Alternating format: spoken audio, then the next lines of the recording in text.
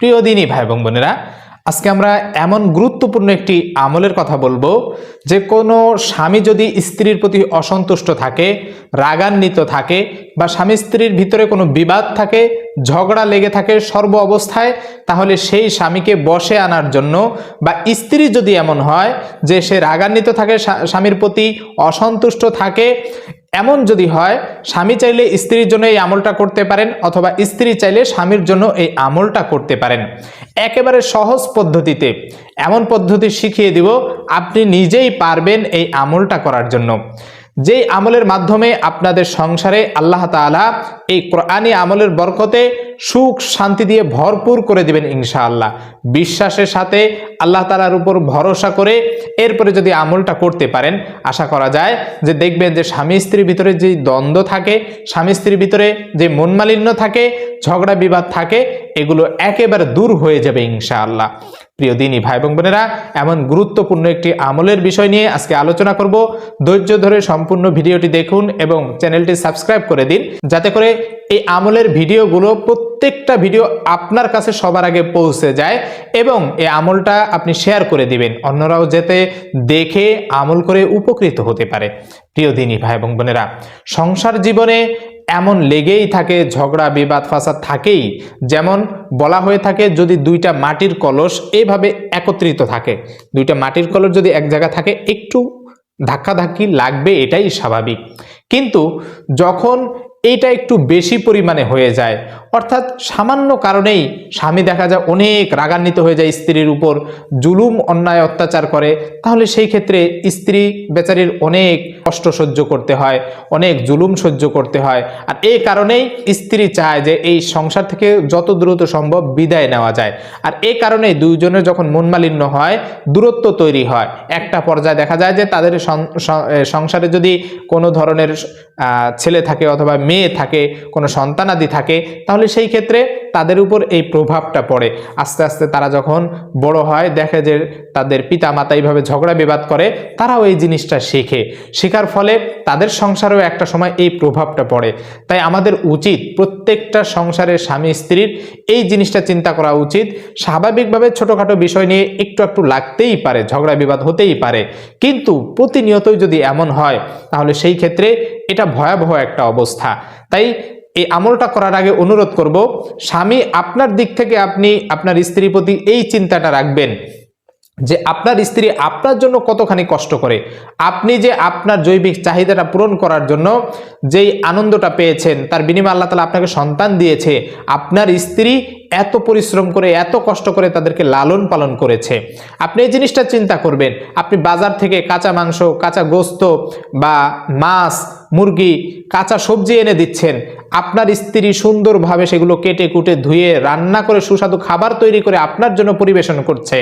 আপনার গায়ের যে ময়লা কাপড়টা আপনি ছুঁড়ে ফেলে দিচ্ছেন, আপনার স্ত্রী ধুয়ে পরিষ্কার করে আপনাকে দিচ্ছে, আপনি সেগুলো পরে বাহিরে ঘোরাফেরা করতেছেন, এতটা পরিশ্রম করতেছে আপনার স্ত্রী। আর আপনি যদি তাকে এমন কষ্ট দেওয়ার চেষ্টা করেন, যদি এমন হয় যে খাবারের ভিতরে একটু লবণ বেশি হয়ে গেছে, আপনি তার উপর জুলুম নির্যাতন করতেছেন, দেখা যায় সামান্য এমন বিষয় সংসারে ঝগড়া লেগে থাকে। আপনার চিন্তা করতে হবে যে বেচারি দিক থেকে সামলাইতেছে, স্বাভাবিক ছোটখাটো একটু ভুল হতেই পারে, মাথায় একটু রাগ থাকতেই পারে। তাই আপনার উচিত সে সময় চুপ থাকা, ধৈর্য ধারণ করা। তাই স্ত্রীর প্রতি কথায় কথায় এইভাবে ঝগড়া বিবাদ করা উচিত নয়।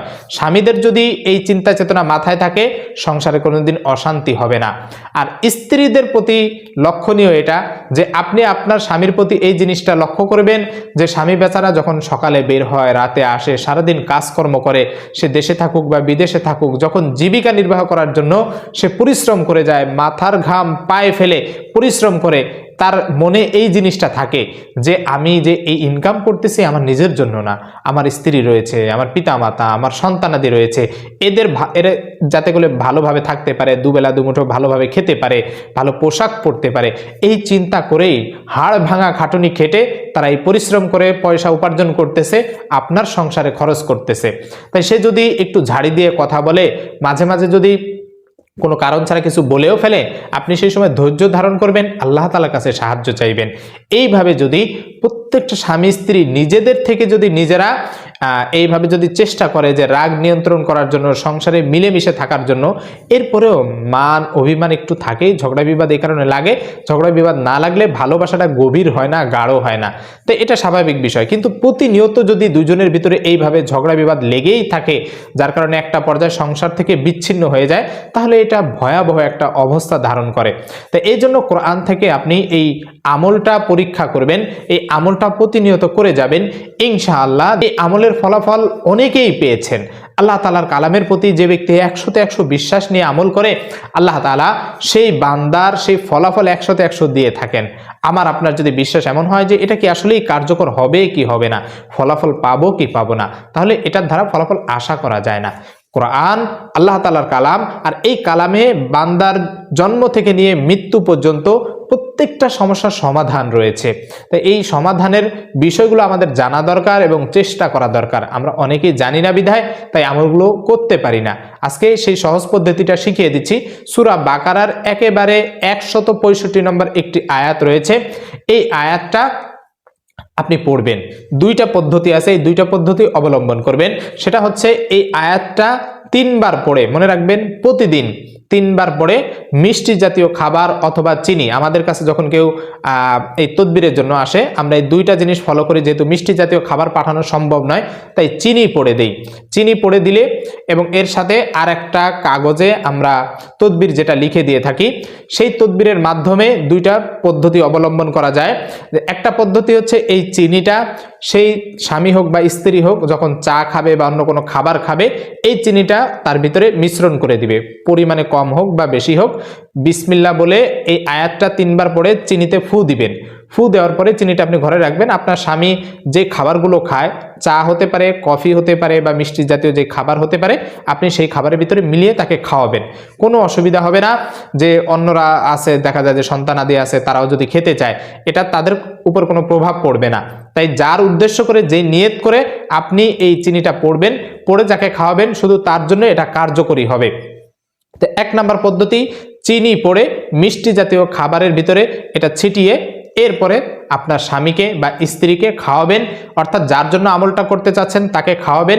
ইনশাআল্লাহ এভাবে আপনি 7 দিন করবেন। ফলাফল যদি না পান তাহলে 21 দিন করবেন। 21 দিনেও যদি ফলাফল না পান তাহলে 40 দিন করবেন।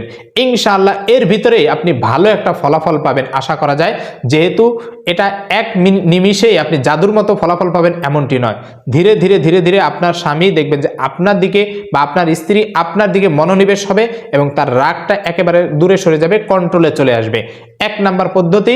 আর 2 নম্বর পদ্ধতি হচ্ছে এই যে সূরা বাকারার 165 নম্বর আয়াত, ওয়ামিনান নাসি মাইয়াত্তাখিযু মিন দুনিল্লাহি আনদাদা ইউহিব্বুনাহুম কাহুব্বিল্লাহ ওয়াল্লাযীনা আমানু আশাদ্দু হুব্বাল লিল্লাহ ওয়ালাউ ইয়ারাল্লাযীনা যালামু ইয ইয়ারাউনাল আযাব আন্নাল কুওয়াতা লিল্লাহি জামিআ ওয়া আন্নাল্লাহা শাদীদুল আযাব। এই যে ছোট্ট একটা আয়াত, এই আয়াতটা আপনি একটা সাদা কাগজে জাফরান কালি নেবেন। মনে রাখবেন যে অন্য কোনো কালি নয়, জাফরান কালি দিয়ে এই আয়াতটা লিখবেন। এই আয়াতের উপরে বিসমিল্লাহ লিখবেন। বিসমিল্লাহ লেখার পরে আপনি এই আয়াতটা লিখবেন। লেখার পরে এটাকে ভাঁজ করে আপনার স্বামী বা স্ত্রী যেই বালিশে ঘুমায়, ওই বালিশে যে কভার রয়েছে, ওই কভারের ভিতরে ঢুকিয়ে দিবেন। এই কভারের ভিতরে ঢুকিয়ে দিবেন, ইনশাল্লাহ ওটা ওখানেই থাকবে। ইনশাল্লাহ দেখবেন যে খুব দ্রুত আপনি এটার দ্বারা ভালো ফলাফল পাবেন। পাশাপাশি ওই আমলটাও চলবে। অবশ্যই এই আমলের ক্ষেত্রে আপনার কিন্তু নামাজি হতে হবে, একজন আমলদার হতে হবে। কারণ যে কোনো আমলের ক্ষেত্রে যদি সেটা কবুল করাইতে হয় আল্লাহ তাআলার কাছে, তাহলে আপনি যদি নিজে আমলদারি না হন, আপনার যদি নামাজ ঠিক না থাকে, আপনি আল্লাহ তাআলার ইবাদত বন্দেগী ঠিক মতো করেন না, তাহলে সেক্ষেত্রে আল্লাহ তাআলা আপনার সেইটা কবুল কেন করবেন? এই জন্য আপনি আজ থেকেই এই আমলটা শুরু করে দিন, পাশাপাশি নামাজ ঠিক রাখুন। ইনশাআল্লাহ দেখবেন যে এর দ্বারা ভালো ফলাফল পাবেন।